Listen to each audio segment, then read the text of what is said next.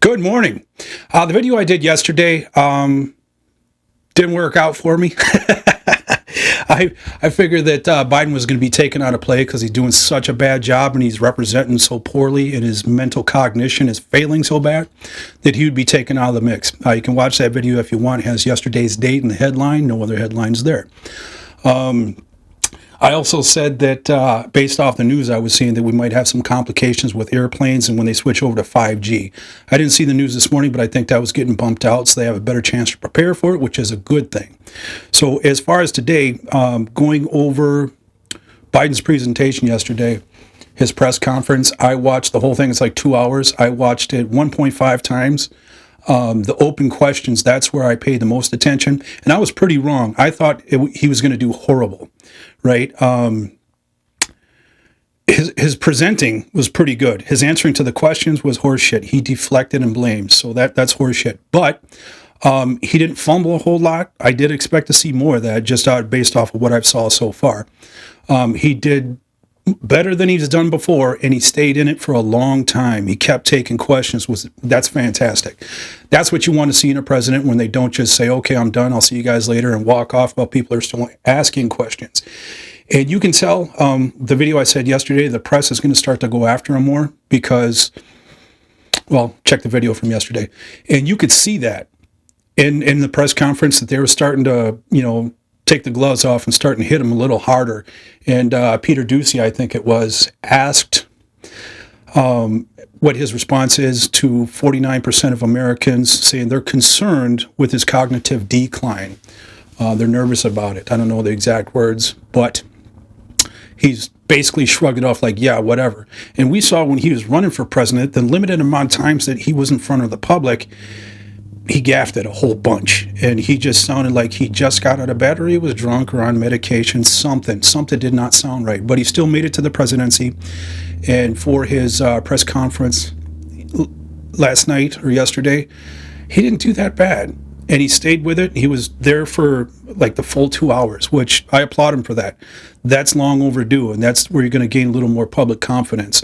Not in the way he answered the questions, but you're there, you're available to the public, you're interacting, and you're answering those hard questions. I think that holds a lot of weight with Americans, so for that, I applaud him on that.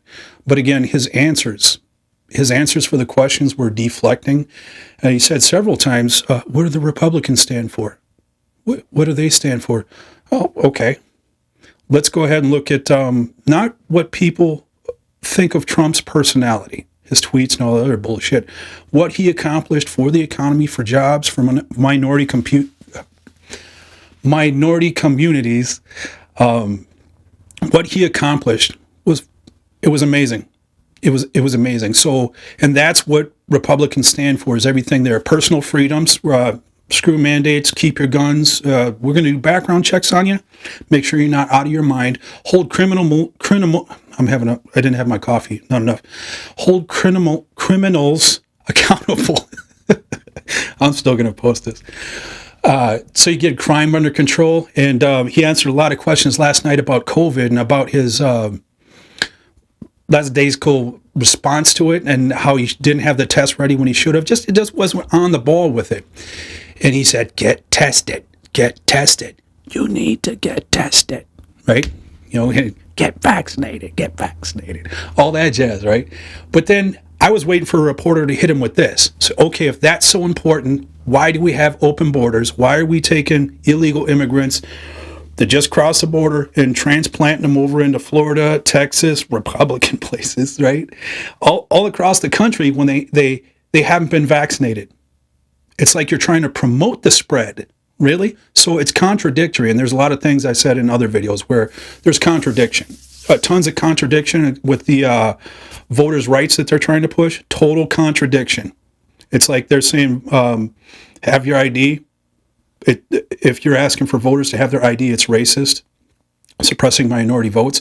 But then the vaccine card, right? If there's a vax mandate in Minneapolis and St. Paul, you have to have your ID too. And then there's the argument, well, Scott, I went to an establishment the other day. All I want to see is my vaccine card, not my ID. Well, okay, that's fine. And that's the establishment. Maybe they just don't give a shit. They're not following the rules. They're not CYA, covering their ass, right? Maybe they're not doing that. But to go get the vaccine, did you have to show your ID? Right? And it's a pain in the ass to get 3 shots or 4 fully vaccinated. You have to keep going back, right? You vote once every 2 years or once every 4 years, depending on what the election, primaries, presidential election, whatever. So what are you saying? What are you saying by saying you need to have ID or you asking for an ID? I'm just going to drink this coffee and do a second take. No, I'm going to post it because I don't care. I'm flawed and I slept great, but I didn't have enough caffeine. I'm stumbling on my words. But anyways, yeah, so it's a lot of contradictory crap, like open borders, but everybody get vaccinated. We're going to take illegal immigrants from here and put them all over the country. And we didn't even test them yet. We didn't even vet them. Oh, we imported some terrorists that shot up a synagogue.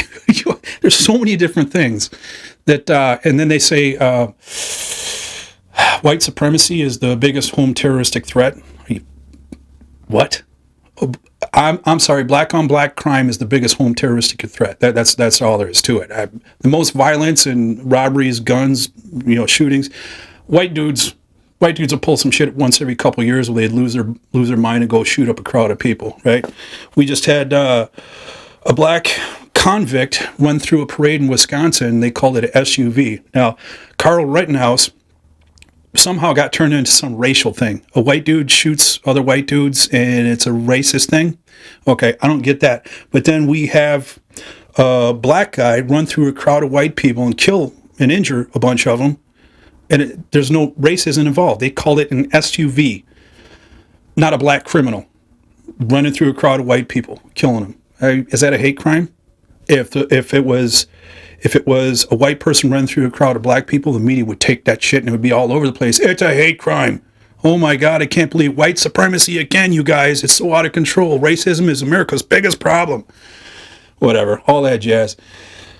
Caffeine's kicking in. You can tell I was supposed to keep this video short, but I want to test out the new camera setting. Usually I have beers when I do this. I'm doing it solo with some coffee. So if you stuck with me for this long, hey, thank you. I appreciate it. This is meant for entertainment. It's sharing thoughts and opinions for entertainment. So if you want to fact check it and say I'm wrong, that's fine. Did I get you thinking? That's all I want to do. Entertain you and get your gears going. Thinking. Okay? So I'm gonna stop this from the phone if I can here. Connection failed. Whatever, I guess I'll have to edit it out later. Cheers. I'll stop it later. Camera setting. I can do it from here. Bluetooth controller. Stop.